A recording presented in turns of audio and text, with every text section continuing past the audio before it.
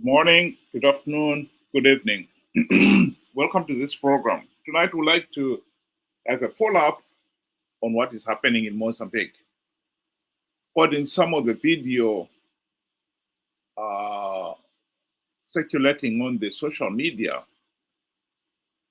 the soldiers in Mozambique are now siding with the election protesters. This is an interesting development, Benjamin. Good day to everybody, and thank you for joining us. When I was actually watching the video, I couldn't help but smile.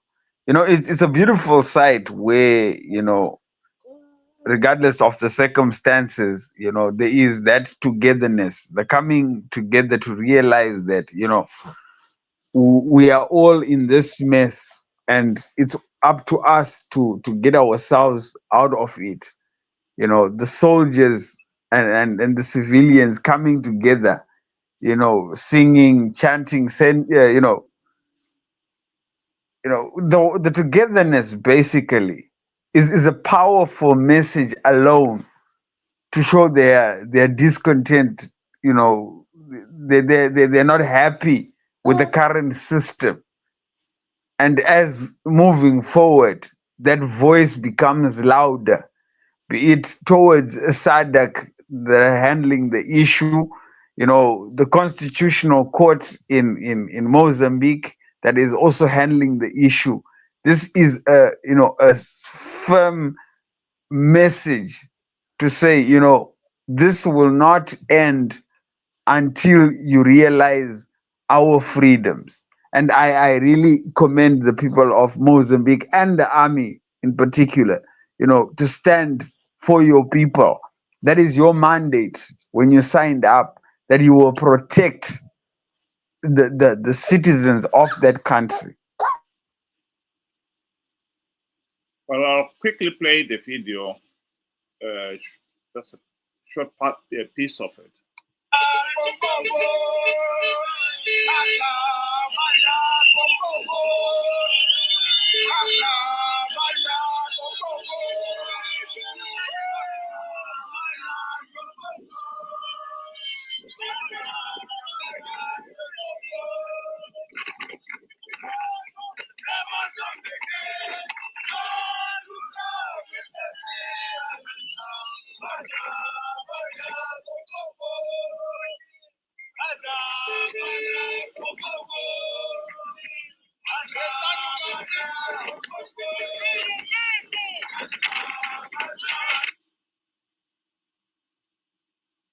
Yes, it is gratifying to see a scene like that. But I was just going to also quickly play a video clip just to remind those who may not be aware of what is going on in Mozambique, to update them on what really went on. High Commissioner, Professor Talente Khusere. Prof, good evening. Thank you so much for your time. Really do appreciate it. The riots in Mozambique are post-election riots, and oftentimes those are classified as deeply violent that borders on human rights violations. What is the view of the High Commission's office on the ongoing protests that we're seeing, post-election protests in particular? Thank you so much. The truth of the matter is there have been a lot of violations of human rights in the Mozambican side, and especially regarding the killings of top opposition officials, which actually sparked the unrest. And there have been so many people who got killed throughout the process. When they were protesting, the state security has been sent and they killed more than 50 people now. And this is a result of a perpetuated debilitating dilemma within the region, which is the continuation of illegitimacy within our governments. The Mozambican election is fluid. There were a lot of irregularities throughout the electoral processes. And whatever that is happening in Mozambique right now is just a slap on the face of democracy. And it's actually evoke a sobriquet on the face of the people of Mozambique and the Southern Africa region at large. And it's in this regard that we have launched an investigation to find out what exactly conspired in Mozambique, which is something that also led us into understanding that there have been an interference by the Zimbabwean president and the Zimbabwean ruling party, which has been sending people to vote from the Zimbabwean side when the Mozambican elections was happening. Prof, what evidence is there to suggest that the Zimbabwean president had used Zimbabwean nationals to interfere and misconstrue or at least distort the outcome of the Mozambican elections? Well, it's not the first time that the Zimbabwean president and the ruling is trying to interfere with the neighboring elections, and that is not a secret. We saw that happening in Botswana, which resulted in the people of Botswana protesting against him. We saw that even in South Africa. Now it's in Mozambique, and we have some videos that we got from a news media in Zimbabwe, which is called The Mirror, which actually went on the event where Zimbabweans were given voters' IDs, where Zimbabweans were given Mozambican IDs to vote for Frelimo, and they even testified in those videos that they had voted and they were happy that they had voted for Frelimo, considering that is their neighboring country and they could get some benefits. It's not a secret. We even saw one of the Frelimo officials campaigning for ZANU-PF in Zimbabwe when there were elections in Zimbabwe. This is not a secret. It's something that needs to be faced. Prof, have you managed to corroborate the video evidence in your possession that suggests that the Zimbabwean president had deployed Zimbabwean nationals to go and vote in the Mozambican elections? You have the video evidence which you received from news media outlet The Mirror. Has it been corroborated? We have sent the video. I have sent the video to Sophie Mokoena, which actually shows Zimbabweans who have been voting, who had voted for Frelimo from the Zimbabwean side. Just a very important question here, and I think this is then the crux of the matter. The Constitutional Court of Mozambique has not yet been ratified the election results. They're yet to do so. Given the profound claim that you're making that the Zimbabwean government, or at least the Zimbabwean president and Zimbabwean nationals, had interfered in the Mozambican election, does that mean that the Constitutional Court of Mozambique cannot ratify those results as free and fair? Those results can never be rectified to be free and fair. You cannot rectify an illegality. We cannot allow such illegitimacy to be legitimized. The election was not free, the election was not fair, and the evidence is there. You have seen how many people died throughout the elections, and this evidence that we are giving out is a part of the rigging that happened in Mozambique. Yeah. Prof. Talent Khusera, thank you so much for your time this evening. Really do appreciate it. That is the High Commissioner of the Southern African Human Rights Lawyers. We will reach out to Zimbabwean authorities, in particular the Office of the President of Zimbabwe, for a right of reply on the claim that they had interfered with the Mozambican elections.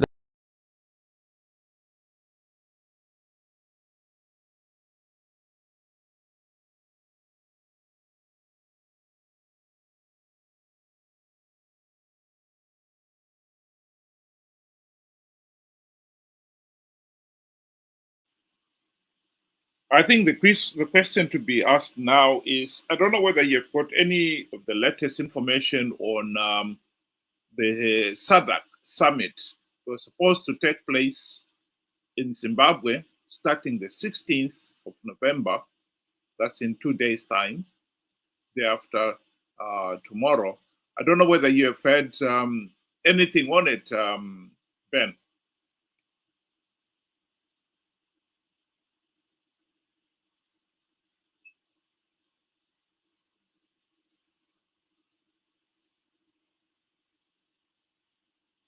Sorry, while we wait for Benjamin to come back on, as far as I know, there have been protests by the Mozambican nationals that the summit, the SADC summit, should not take place in Zimbabwe, given the political reality that the ZANU-PF has been named as one of the parties involved in the flawed election process. There have been a number of flaws in the electoral process.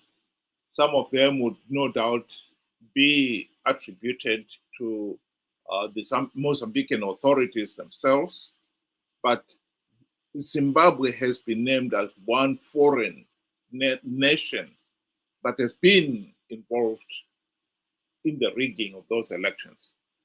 And for the SADC summit to meet in Zimbabwe to discuss Mozambique election crisis, I think is not on. And I think SADC leaders themselves should use that as an opportunity to express their disappointment with ZANU-PF. That summit should be moved to another country. It will not take much, even if it means the summit itself is delayed by another day or two. It's worth it. ZANU-PF cannot be allowed off the hook, given what has happened here. That has been the argument. Benjamin, I don't know whether you've got anything to add on this issue of the summit. Yes. So it's quite from what I'm hearing and reading on our local papers. We know that the Constitutional Court of Mozambique has not, come forward to authenticate or to pass judgment on the past elections. So the question now that is, going around is, how then does SADC, pass judgment when it seems as if, the constitution, they have to wait for the Constitutional Court to first, say exactly where they stand, and then from there SADC would act. So it seems as if, it's this whole extraordinary summit is just going to be, for face. We can't keep quiet, when things are not okay in our, our one of our states. It's quite difficult to actually see how this extraordinary summit is going to help Mozambique if the Constitutional Court is not coming forward. That is the question that is doing the rounds. Well, I think one of the reasons why the Constitutional Court has failed to pronounce the results, because initially, or in the grapevines, it was leaked that the Mozambican ruling party Frelimo had won the elections, and this is what triggered the protests. But now, when the election authorities have seen for themselves that there really were a lot of flaws and irregularities, I think they may find themselves in a situation where, as much as they don't want to pronounce judgment on themselves and say the election process was flawed,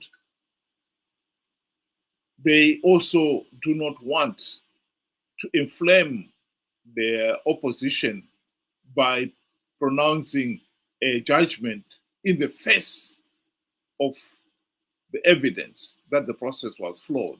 So I think SADC to interfere in this, to call the summit and try to resolve the issue is the logical thing to do. They don't have to wait for the Mozambique authority to pronounce a judgment on the issue. I think the evidence is already there on the public for people to see for themselves that the process was not flawed. So the best thing to do is for SADC to meet. The question then is, are they going to meet in Harare as planned, or are they going to move it somewhere else? And I think moving it somewhere else would be, in the circumstances, the most appropriate thing to do. And I hope that they make it abundantly clear that they are not happy with what ZANU-PF has done, and this issue should not be allowed to be swept under the carpet. SADC, as a regional body, should step in and really take decisive action on this matter. That cannot be negotiated anymore. ZANU-PF has been allowed to rig the Zimbabwean elections last year and get away with it. SADC and the AU election observer missions condemned those processes, the elections, as flawed and illegal. But they could not take the logical next step of denying ZANU-PF political legitimacy, because the opposition, Zimbabwe's opposition, participated in those elections and managed to con millions of their own supporters to participate. And even after SADC and the AU had said the election process was flawed, MCCC politicians, be that in Parliament, Senate, or the local council elections that also went on, all those who had won any seats took up their seats under the pretext that wherever CCC had won, those are liberated zones. Of course, it was nonsense. There was no verified voters roll in the whole country. That affected those areas where the opposition had won as much as those areas where ZANU-PF claimed to have won. The process itself was judged to be flawed. And you judge the election on the basis of the process, not on the basis of the results. You can't cherry pick and say where we have won, the elections were free, fair, and credible. Where we lost, the elections were not free.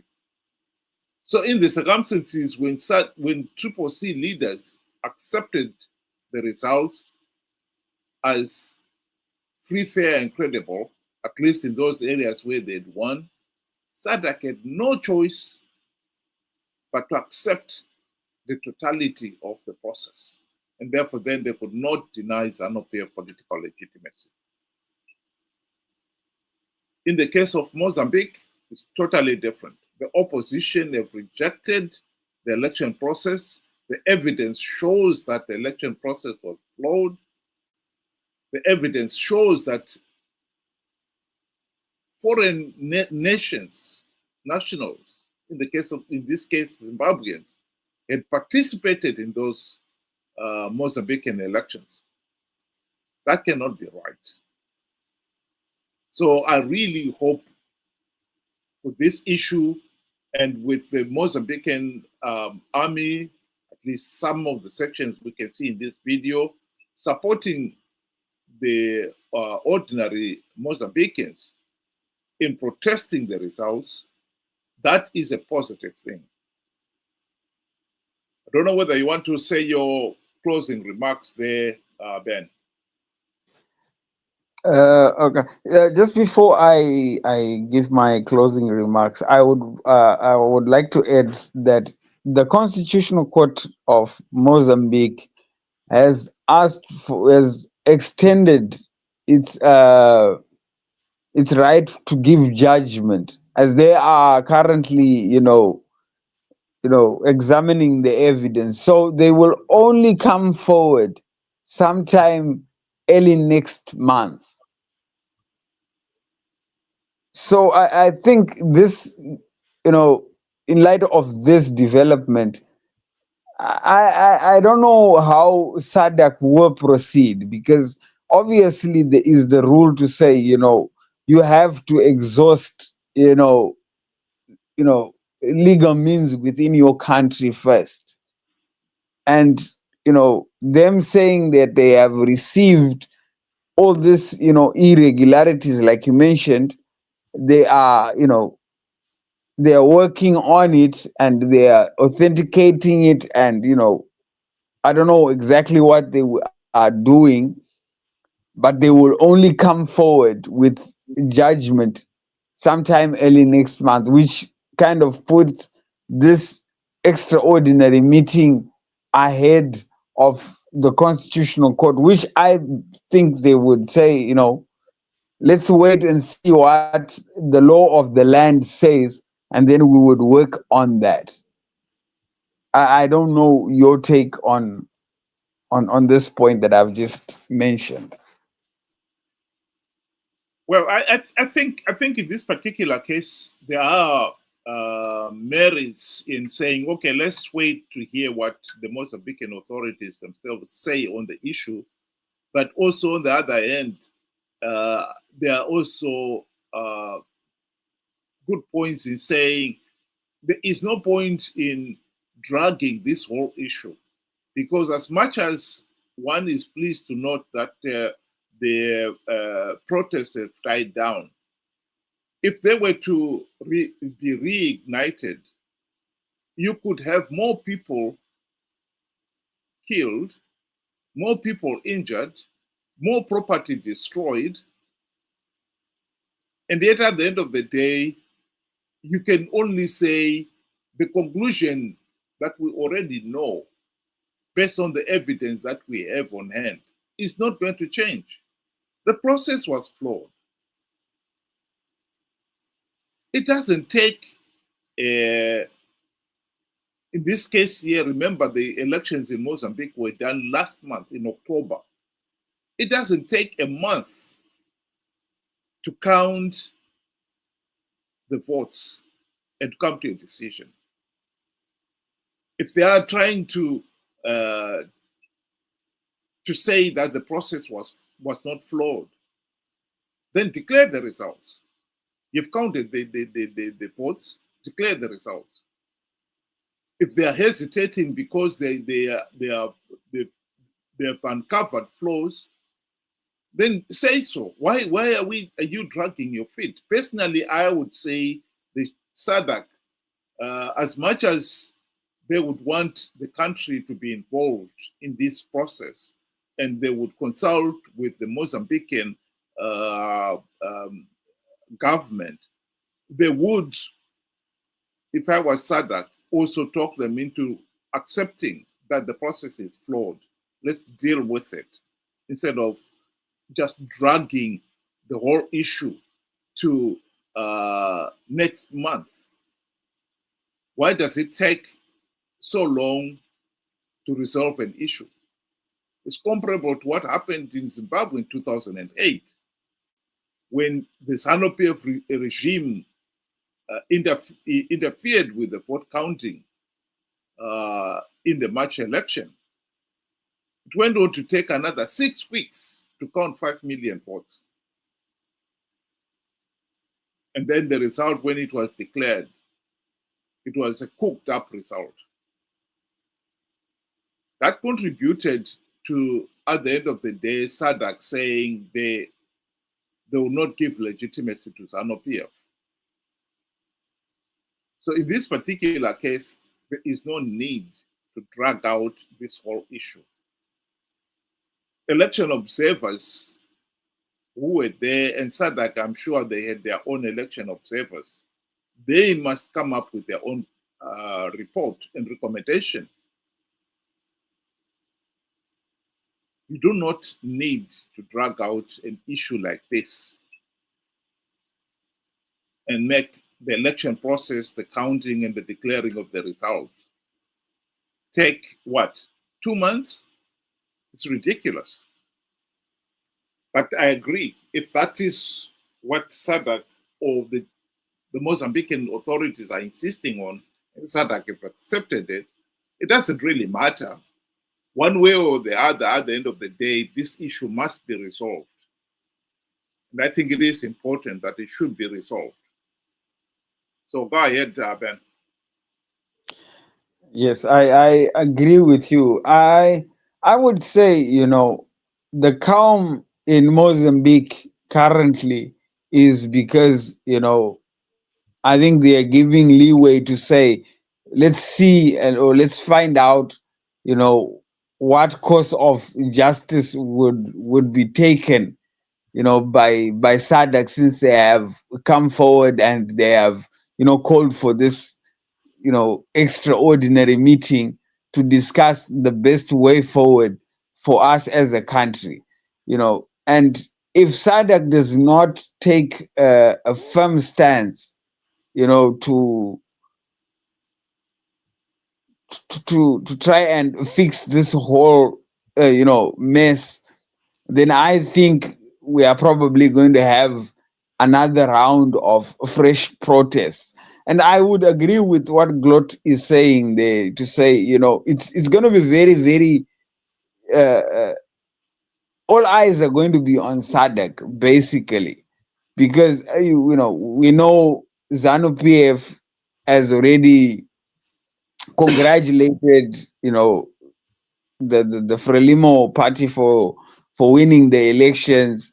I'm not sure about Ramaphosa, if he had done that, as well, before the whole constitutional court and everything.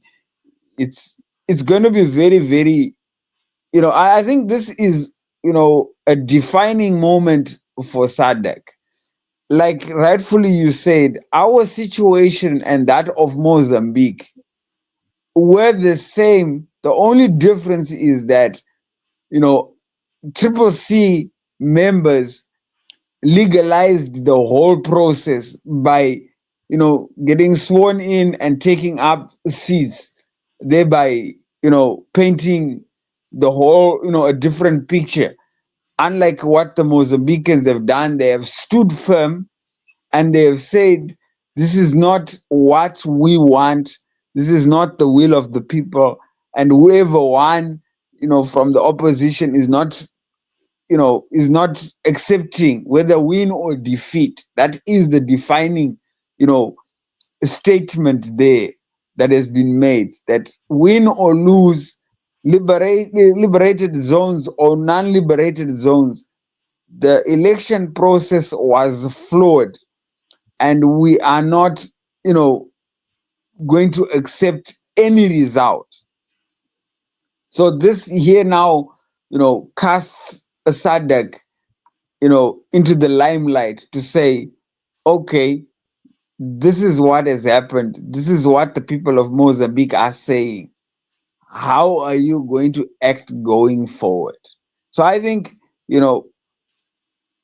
SADC as an organization stands very much to lose if they, first of all, they don't,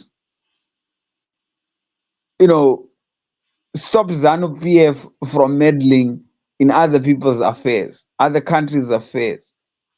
If, they do not come up with a fair resolution to this,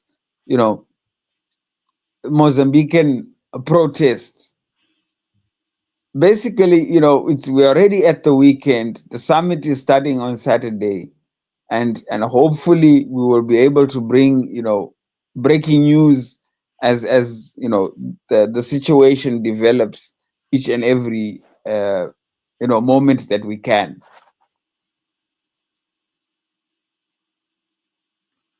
Thank you very much, Benjamin. So my last remark on the issue is that it is a pity that ZANU-PF saw it fit to interfere in Mozambique's electoral process. But I hope that SADC have learned an important lesson here, and they're not going to let ZANU-PF off the hook. And I hope that there will be no more violence in Mozambique, and they come up with a solution of the way forward for that country. The way I see it, the best course of action will be for the nation to have some kind of government of national unity, whose main responsibility will be to implement democratic reforms to make sure that future elections in Mozambique are free, fair, and credible. And the nation will never have another repeat of these rigged elections. They've had rigged elections in the past, and since Mozambique's independence in 1975,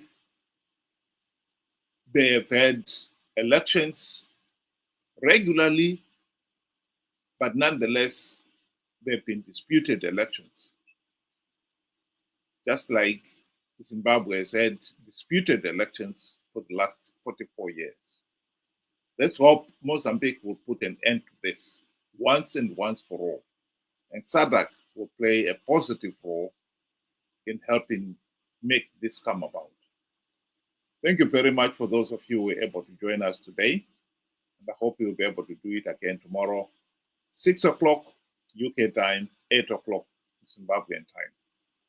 Thank you, Ben, and a good night. Thank you. Good night, you all.